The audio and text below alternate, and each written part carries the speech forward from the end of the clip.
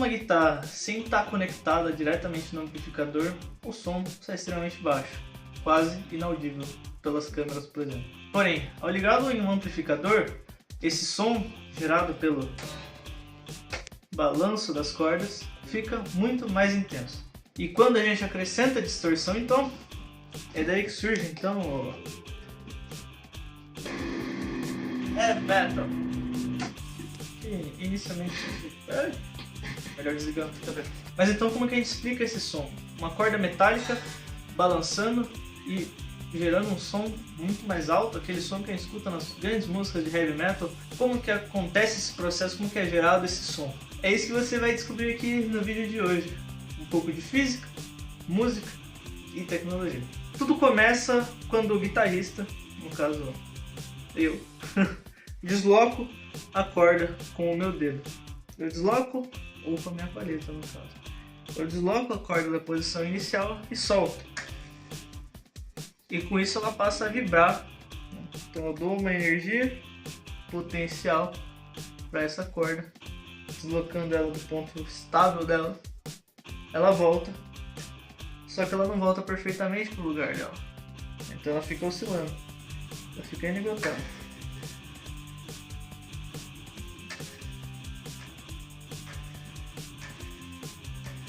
Esse movimento de oscilação ele se repete muitas vezes por segundo até que a corda perca energia, né? Ela vai perdendo energia enquanto ela está balançando, e quando ela perde completamente a energia, ela para, enfim, de vibrar. A quantidade de oscilações realizadas a cada segundo é o que a gente chama na física de frequência. Frequências menores são percebidas como notas mais graves e frequências maiores são percebidas como notas mais agudas. Em uma corda ideal, a frequência fundamental depende principalmente das três grandezas. Nessa expressão, L é o comprimento da corda, T é a tensão aplicada e a letra Mi, ou Mi, seja lá como você quiser pronunciar, é a densidade linear, isto é, a massa que é distribuída ao longo da corda. Essa equação ela resume boa parte do funcionamento desta guitarra, da corda oscilante. Se nós diminuirmos o comprimento da corda vibrante, quando, por exemplo, eu pego aqui minha mão e aperto, né? Então eu tenho a corda inteira aqui, a gente chama de comprimento L, ela vindo daqui até aqui, né? E quando eu pressiono uma das casas da guitarra, eu estou diminuindo o comprimento.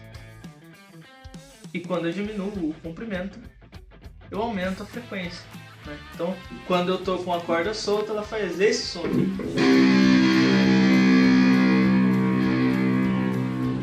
Bem grave. Só que agora se eu apertar aqui, a frequência deve dobrar. E se a frequência vai dobrar, então isso significa que o som vai ficar mais fino, mais agudo. Então quando eu toco novamente,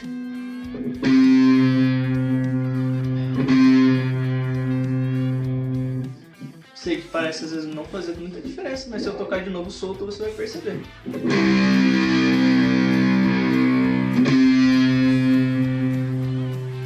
Mais agudo. Então esse processo aqui que eu falei é quando a gente chama essas partições da guitarra de trastes. E quando eu estou pressionando um traste, eu estou reduzindo o comprimento total dessa corda. Então quando eu aperto aqui, é como se o comprimento dessa corda fosse daqui onde eu estou apertando até aqui na outra extremidade dela, né? Então eu estou encurtando a corda. É isso que a gente faz para tocar a guitarra, é assim que a gente forma as notas. E como você pode perceber olhando para a minha guitarra, por exemplo, os trastes não foram colocados em distâncias iguais. Aqui pro final eles vão ficando bem apertadinhos, enquanto aqui eles estão bem mais alargados. Por que tem essa distância, essa diferença entre os tamanhos dos trastes, a distância entre um traste e o outro no caso? Isso acontece porque a divisão dos trastes é feita com base na proporcionalidade, com base nas frequências, e não com aumentos iguais de hertz, né? Então não é como se eu estivesse fazendo cada traste para mais 20 Hz de frequência, que é a unidade de medida de frequência, inclusive. Não é isso, é proporcionalidade. Então aqui eu tenho a frequência inteira e aqui o dobro dela. Então é com base na razão e não só somando frequências para cada traste que eu passo. Então é essa distribuição de trastes que permite que cada casinha que eu aperte aqui produza uma nota diferente para o instrumento. E quando eu apertei exatamente aqui no que seria a 12ª casa, ela tem uma coisa bastante interessante. Ela marca exatamente a metade do comprimento da corda. Então por isso que eu falei que quando eu aperto aqui, a frequência dobra, porque aqui é exatamente a metade da corda. Só que uma coisa interessante é que uma corda real ela não vibra somente em uma única frequência, mas o seu movimento combina padrões de oscilação, chamados de modos normais. O mais simples desses modos se chama frequência fundamental. O mais simples desses modos corresponde à frequência fundamental e determina principalmente a nota que nós reconhecemos. Dentro dessa oscilação também aparecem várias frequências maiores, conhecidas como harmônicos. O segundo harmônico possui 2 vezes a frequência fundamental, o terceiro harmônico possui 3 vezes a frequência fundamental e assim em diante. E é justamente a intensidade de cada harmônico que ajuda a formar o timbre que você escuta. É por causa desses harmônicos que você pode escutar, por exemplo, uma guitarra, a voz humana e um piano tocando a mesma nota e ainda assim eles soarem diferente de algum jeito. Então agora a gente vai entrar na explicação de como exatamente a guitarra funciona para captar o som e levar para o amplificador, né? Primeiramente, tudo isso é possível graças ao aparelhinho chamado captador, que são esses aqui que você pode ver no corpo da guitarra. Esse captador geralmente é formado por ímãs permanentes e por uma bobina. Então se você tirasse o captador e olhasse, ele ia ser um fio de cobre girando e ímãs permanentes dentro dele, certo? Esses ímãs eles criam um campo magnético ao redor da região em que a corda vibra. E como essas cordas são feitas de material ferromagnético, quando elas vibram, elas estão causando uma mudança, uma variação do campo magnético. Ou melhor dizendo, elas variam a distribuição do campo magnético e, portanto, alteram o fluxo magnético. E com isso a gente gera uma tensão elétrica. Na expressão da tensão elétrica, essa letra epsilon, ou um ezinho esquisito, é a tensão induzida, N é o número de voltas da bobina e essa bolinha com um palito no meio dela representa o fluxo magnético. O sinal negativo indica o sentido da resposta eletromagnética, descrito pela lei de Lenz. Em termos simples, o captador ele gera um sinal sempre que o campo magnético muda, ou seja, quando a corda vibra. E como essa mudança é justamente provocada pela corda, o sinal que é emitido pelo captador ele segue a frequência pela qual a corda está vibrando. Então o que esse captador está fazendo exatamente? Ele está transformando uma vibração mecânica da corda em uma variação elétrica, né? Um sinal elétrico. Esse sinal elétrico é capturado, no caso transmitido da guitarra para o amplificador, e daí o amplificador vai fazer o trabalho de aumentar o som que esse sinal está produzindo. Ou seja, nesse processo, o amplificador utiliza da energia elétrica provida pela tomada para aumentar a capacidade do sinal. Basicamente, o amplificador recebe o sinal da guitarra e usa da energia elétrica para deixar ele mais intenso. E agora a gente fala sobre o alto-falante do amplificador.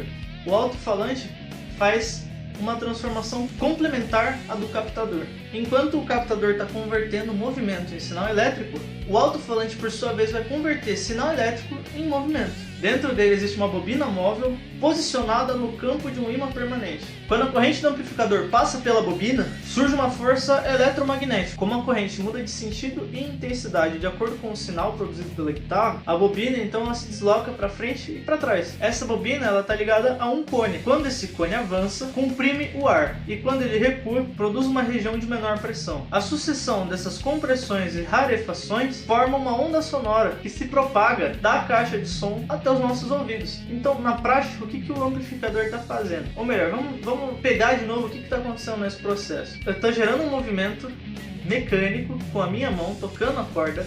A corda, por sua vez, ela é magnetizada, é um objeto ferromagnético, ela está dentro de um campo magnético e ela oscila fluxo magnético dentro desse campo. Essa oscilação, essa alteração do fluxo magnético dentro desse campo gera uma corrente dentro do captador. O captador, por sua vez, passa através do fio da guitarra para o amplificador o sinal que, justamente por ser proporcional à variação do fluxo magnético gerada pela corda, ele transmite também a frequência com que a corda está oscilando. E dessa frequência chega no amplificador, ele usa então a energia oferecida pela tomada para aumentar a intensidade do sinal, que ainda é elétrico.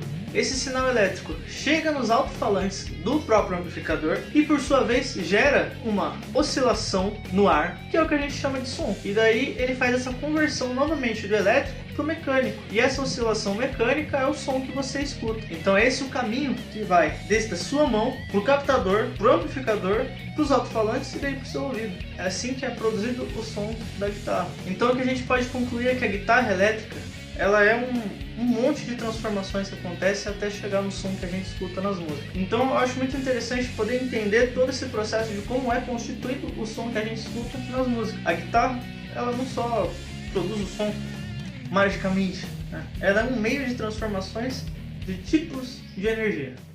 Então, eu espero que você tenha gostado desse vídeo, que ele tenha sido um bom uso do seu tempo, que você tenha aprendido alguma coisa nova. Se você é um professor, um aluno, faça esse vídeo para os seus colegas de sala, para os seus alunos, para você ajudar tanto alguém que contribui com a divulgação científica, quanto seus alunos, que eu espero que eles possam aprender muito com esse vídeo. Manda para os seus amigos, para a sua família, para qualquer pessoa que você acha que pode aproveitar esse vídeo. Eu te agradeço tanto pelo seu tempo quanto pela paciência. Agradeço a minha mãe que está gravando o vídeo.